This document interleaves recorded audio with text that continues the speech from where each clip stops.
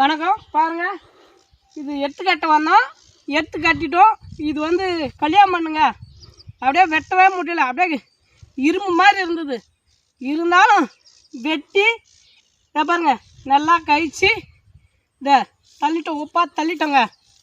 ஆமாம், இந்த எலெக்ஷன் அப்போ மட்டும் இந்த விவசாயிகளை வந்து ஓட்டு கேட்குறீங்களே, இது வரைக்கும் தேர்தல் அறிக்கை எந்தெந்த அரசியல் கட்சி கொடுத்துக்கிறீங்க? விவசாயிங்களுக்கு என்ன கொடுத்தீங்க? அதாவது பொம்பளைங்களுக்கு கொடுத்தீங்க இலவசம், ஆம்பளைங்களுக்கு கொடுத்தீங்க இலவசம், மற்ற தொழிலாளர்கள் அனைவருக்கும் கொடுத்தீங்க இலவசம். இந்த விவசாயிங்களுக்கு நீங்கள் என்ன கொடுத்தீங்க சொல்லுங்கள், லிஸ்ட்டு போடுங்க பார்க்கலாம். எந்த அரசியல் கட்சியுமே தன்னுடைய தேர்தல் அறிக்கையில் விவசாயிங்களுக்கு இவங்களுடைய பொருளுக்கு நாங்கள் இந்த விலை, அதாவது குறிப்பிட்ட விலை, இது பர்மிட்டான வேலை அப்படின்னு சொல்ல முடியல.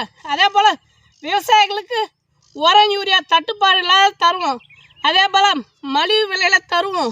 இயற்கை விவசாயம் செய்யறதை நாங்கள் ஊக்குவிப்போம். அதாவது எங்களால் மாடு வாங்கி கொடுக்க முடியலனாலும் இதை பாருங்கள், இது போல் சின்ன டிராக்டர் வாங்கிறதுக்கு அப்படியே மாடு பூரா கரியாகி போச்சு. அதனால் வந்து இந்த சாணி போடாத மாடு இந்த சின்ன டிராக்டர் வச்சு விவசாயம் பண்ணுறோம். நாங்கள் கொஞ்சம் பேர் தான் இருக்கிறோம். அந்த கொஞ்சம் பேரும் இந்த டிராக்டர் வச்சு விவசாயம் பண்ணோம். இது போல் விவசாயிகளுக்கு இது போல் டிராக்டர் வாங்கிறதுக்கு நாங்கள் மானியம் கொடுக்குறோன்னு சொல்ல முடியுமா? உங்களால் சொல்லிக்கிறீங்களா? யாருன்னா இது வரைக்கும் விவசாயிகளுக்கு இந்த பொருள் இலவசமாக தருவோம், எங்களுக்கு இலவசம் தேவை, இந்த பொருள் வந்து கம்மியான விலையில் தருவோம், வாங்கிறதுக்கு மானியம் தருவோம். விவசாயிகளுக்கு இது வரைக்கும் எந்த தேர்தல் அறிக்கை எந்த அரசியல் கட்சியுமே கொடுக்கல. எங்களுடைய ஓட்டு மட்டும் உங்களுக்கு வேணும்.